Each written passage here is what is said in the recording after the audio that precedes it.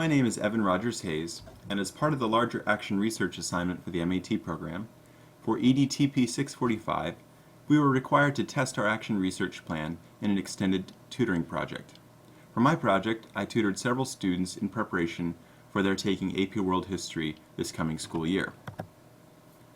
My goal was to employ instruction for 5 content area units, each with its own related study strategy. In addition, the students took a diagnostic test in the style of their AP exam, as well as interim tests related to each of the content areas. I hope that at the end of the tutoring, students would see concrete gains as they retook the diagnostic test, but more importantly, I hope that students would gain knowledge of how to make use of various study strategies to study for their upcoming AP World History course. I want to help students be independent learners who can make choices about their studying that suit their unique learning needs. The quantitative and qualitative results of the tutoring offer a preliminary conclusion that these methods can be successful, and that I should find a way to institute a similar project in my action research in my student teaching of 9th grade American history this fall. Before I go into more details about the tutoring, I should offer some background. Since 2006, I've been a tutor for students in advanced placement history courses.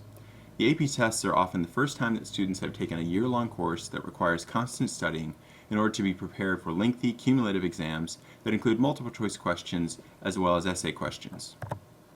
Students preparing for these exams also struggle with knowing how they should go about studying for these tests. This is indicative of broader trends discussed by Plout, which suggests that students are not prepared to complete class assignments on their own. Most often, students tend to employ one of 3 studying tactics: buying a text-dependent AP study book, rereading their textbooks, or rereading their notes. Regardless of which of these 3 methods students choose, most students are reliant on study tactics that rely on lengthy texts, a strategy that Alverman, Gillis, and Phelps suggest is not effective for many students. In reality, there are many other study strategies available to students, but they have not been taught how to make use of these strategies. So overall, my action research has been guided by the research question: how can I infuse study skills into my history lessons so that students are more successful? There have been some other examples of history or social studies teachers attempting to employ alternate teaching methods to the traditional lecture or worksheet format, such as Savage's 2009 study. Savage conducted an action research study that attempted to teach the same history course to 2 different high school classes over a semester, with one class receiving traditional lecture and textbook instruction, and the other receiving inquiry-based instruction. The teacher then evaluated the results by comparing students' test scores, his own observations of the students, and student feedback on the courses. Based on these quantitative and qualitative results, the teacher concluded that the inquiry-based method had been much more successful and planned to employ this method in the future. There are also a good number of studies that discuss the important role of testing in student learning. It is important to keep in mind that these studies suggest that testing is an important tool for learning, not merely a method by which student success can be measured. Based on solid data from standardized tests, Cochran argues that students can make instructional decisions with the teacher, and the students can ask questions, get help, and target areas of improvement. Furthermore, Halamish and Bjork argue that tests themselves are potent learning events. Therefore, based on research and conclusions reached by each of these 2 types of studies, my action research will attempt to merge these 2 types of studies to evaluate student improvement based on curriculum that engages them in a more holistic fashion than old lecture or textbook models, as well as uses testing to aid learning. Since I have already worked as a full-time tutor, I had easy access to many students with whom I had already worked closely, some for over 100 hours. I decided that the best course of action would be to offer extra free tutoring sessions in world history for those of my students who are entering AP World History this fall. These students would have a motivation to come because they already knew me, and I would have the background knowledge I needed about the students in order to be able to tailor my tutoring to suit their needs. I also would be able to use the tutoring center where I work, C2 Education Center in Germantown, Maryland, as the convenient venue for the tutoring. I conducted the actual tutoring at my large desk, which is large enough for myself and 4 other students. I posted notices about the upcoming tutoring sessions and received several positive responses. During the course of the 6 2-hour sessions, I had only 1 student attend each of the sessions. However, a total of 4 other students attended at least one other session. Since Jeffrey came to all the sessions, most of the data that I will be presenting is from his work. Jeffrey is a rising 11th grader at Northwest High School in Montgomery County. I had tutored Jeffrey for 34 previous hours, so I know him very well. I tutored him this April and May in preparation for his AP Government exam, but before that I had been tutoring him in SAT Verbal. Jeffrey is a very bright student, has consistently done all of his homework. He is committed to learning, asks good questions, and seeks to constantly improve. For example, when I interviewed him for my action research, I asked him, why is it relevant or important to study history or social studies? And his response was, I believe it is important because we need to have knowledge of the past in order to avoid future mistakes. History teaches us principles which we can use to help us make decisions. When I asked him, what's one important thing you learned in AP Government? He responded, the most important thing I learned is the structure of our government. As I grow older, I will be more informed for any way in which I might participate in government. I'm not old enough to really be involved now, but government still matters for the stability of our country. If Jeffrey has a weakness, it is that he has been able to get away with mostly just paying attention in class and not doing much studying at home, while still achieving all A's. Because of this, he has not developed strong individual study skills, which he will need as his AP courses ramp up this coming school year. The tutoring began with a diagnostic test in the style of the AP World History exam that addressed only the content that I would be covering over the 6 tutoring sessions. Obviously, I could not cover the full range of material of the whole course, so I selected 5 content units: the Columbian Exchange, Atlantic Revolutions, Imperialism, World War I, and World War II, respectively.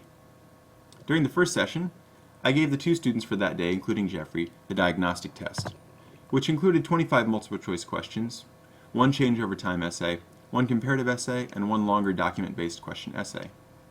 After I collected the diagnostic test, I began the content study strategy integration teaching sessions. The first was on the Columbian Exchange and geography and mental maps. I chose to put these 2 together because the Columbian Exchange necessarily involves students understanding the relationship of the geography of diverse locations in the world and its relationship to the historical developments of the Columbian Exchange. After the initial interim test on the Columbian Exchange that acted as an evaluation and engagement tool, I first asked my 2 students to draw a blind mental map of the world. Each student struggled at first, although they completed something approximating the continents and the oceans.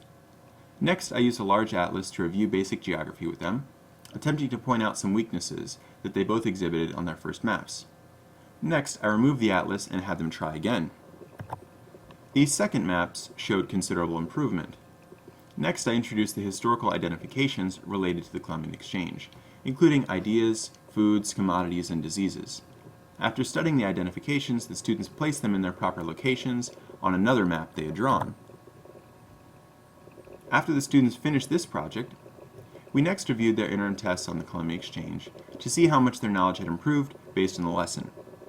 As with each following session, we concluded with the students filling out exit surveys, as a chance for them to process what they had learned that day. While I do not have time at this time to explain each other session in as much detail, I followed this same model for each of the other sessions. The second lesson combined the content of the Atlantic Revolutions with the study strategy of chronology and timelines to understand historical cause and effect. Because the French Revolution began in part due to the previous American Revolution, and the Haitian Revolution began in part due to the previous French Revolution, this content unit was ideal to teach the importance of chronology to history. Next, I taught imperialism with interpreting primary sources and using graphic organizers. Primary sources allow students to see both sides of imperialism, and graphic organizers make understanding these complex artifacts more manageable. For the fourth lesson, I taught World War I and effective use of tertiary sources such as textbooks. I focused on teaching students how to quickly process information from their textbooks and how to create outlines to make lots of historical content more organized. For the fifth lesson, I taught World War II with interpreting secondary sources. I taught Jeffrey how to look at specific verbs that different historians used to describe the internment of Japanese Americans during World War II as a means by which to evaluate those historians' various perspectives and biases. Finally, the fifth session was a wrap-up session that included a retake of the diagnostic test.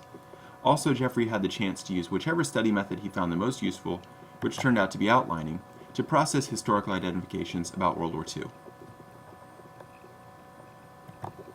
In order to evaluate the effectiveness of the action research, I gave students one overall diagnostic test in the style of their AP tests before any of the lessons. I also gave specific interim tests before each of the content area units. After teaching each content area unit through integration of study strategies and reviewing both the overall diagnostic test and each individual interim test with the students, I then reviewed the interim tests again shortly after the lesson to evaluate improvement, and I also gave the diagnostic test at the end of the tutoring sessions in order to test longer-term learning, retention, and memory. Jeffrey went from an initial multiple choice score of 13 out of 25 on the diagnostic test and very minimal essay answers to an end score of 22 out of 25 with fully developed and well-organized essay answers. While it's too early to say for sure, after only the test of the action research, I believe that my study will prove the effectiveness of these forms of lesson plans, which suggests that more history teachers should employ lesson plans that model study strategies. While I certainly feel that my tutoring action research was a success, both from a cognitive and affective standpoint, and I also look forward to using this sort of model in my future teaching, I'm not exactly sure how well this specific model will translate into my action research this fall in my student teaching. This fall, I will be student teaching for 5 sections of 9th grade American history, 2 of which are inclusion and 3 of which are honors. So if nothing else, I'll have to create new lessons for American history. In addition, I'll have to consider my options for the testing element of my planned action research. Even though these 9th grade students will obviously not be taking an AP exam, they still will have to take an end-of-the-year final exam which includes both multiple choice and essay questions.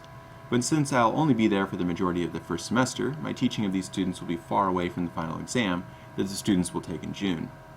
Therefore, I'm still reflecting on whether or not to include, or how much to include, the testing element in my action research this fall.